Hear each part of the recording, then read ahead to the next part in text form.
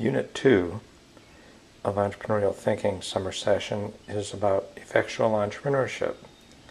This is the book we're using, and the theory is primarily attributed to Professor Saras Sarasvathy at the Darden School of Business, University of Virginia.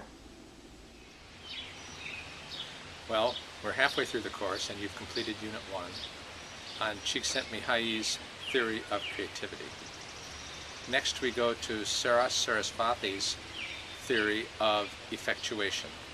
That's based on research of successful entrepreneurs who did business startups, multiple startups, raised large amounts of venture capital to do this, and other criteria. Her goal was to find people that have really done it and done it well.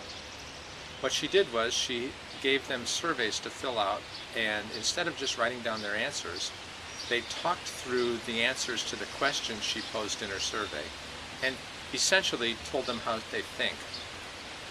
What she came up with was what she calls this theory of effectuation, and you're going to learn about that in the second half of the class. Effectuation means, in one way, that successful entrepreneurs think differently from managers. Here's an example that she uses. There's a television show called The Iron Chef. In The Iron Chef, a number of top chefs receive a box of ingredients, and they are supposed to create the best dish they can out of the same ingredients in a limited period of time. So they scramble. They all think on their feet, and they came up with great dishes based on a number of maybe somewhat disconnected ingredients. A manager, on the other hand, will be given an assignment in life, and the assignment may be make the best ever dish of macaroni and cheese that you can. The manager is very good at finding the best ingredients, finding them at the best price, getting them in at the right time, and creating a great dish of macaroni and cheese over and over and over. These are different approaches. In a sense, what she tells us is, and this is an example I believe she uses, is the entrepreneur doesn't care if the luggage shifts around during the flight in the hold of the airplane. The manager wants everything to stay in the same place. The entrepreneur is, the successful entrepreneur, is comfortable, or at least handles in a successful way this flux in the situation.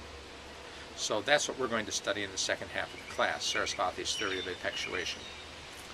We're breaking it up into 5 pieces. Now, in the book, Effectual Entrepreneurship, the 5 chapters we're going to cover are in the second half of the book. There are times in your readings when you will be referred back to a topic in the first section. It's a good idea to go back and look it over briefly, although many times she explains it fairly well, at least to my thinking. But you may need to go back and look quickly, a couple of minutes, at what she refers to in the first part.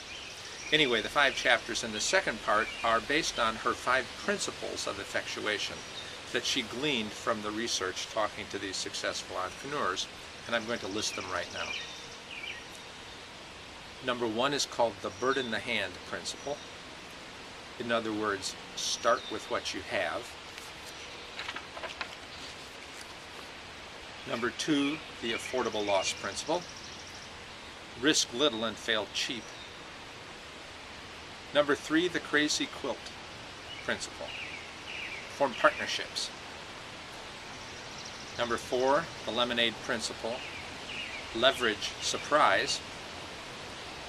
And number 5, the pilot on the plane principle.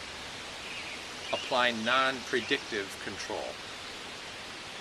These are the 5 topics and the 5 chapters for the second half of the class. It's time to go.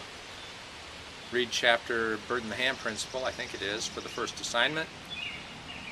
Fill out the assignment. Keep your notes, of course, in your journal. Go to the discussion and move on to assignment 2. Good luck.